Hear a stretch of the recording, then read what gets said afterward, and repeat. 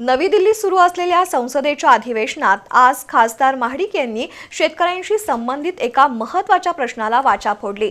महाराष्ट्रात निकृष्ट दर्जाचे बियाणे आणि बनावट खतांची विक्री होत असल्यामुळे शेतकऱ्यांचं मोठं नुकसान होत आहे। त्यामुळे सरकारने ताबडतोब दोषी व्यापाऱ्यांवर कठोर कारवाई करावी आणि नुकसानग्रस्त शेतकऱ्यांना भरपाई द्यावी अशी मागणी खासदार महाडिक यांनी केली। नवी दिल्ली सुरू असलेल्या संसदेच्या अधिवेशनात बोलताना आज खासदार धनंजय महाडिक यांनी महाराष्ट्रातील अनेक जिल्ह्यांमध्ये निर्माण झालेल्या एका महत्त्वाच्या विषयाकडे देशाचं लक्ष वेधलंय।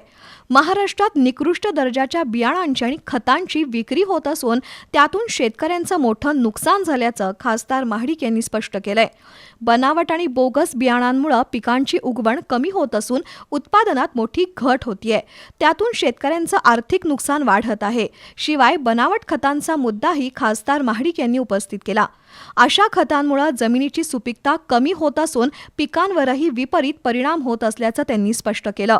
शेतीवर अवलंबून असलेल्या ग्रामीण अर्थव्यवस्थेसाठी हा प्रश्न अत्यंत गंभीर असून सरकारने तातडीने लक्ष द्यावं अशी मागणी खासदार महाडिक यांनी केली। शेतकरी मोठ्या आशेनं बियाणं आणि खत खरेदी करतो, पण जर तेच निकृष्ट निघालं तर त्याला प्रचंड आर्थिक फटका बसतो।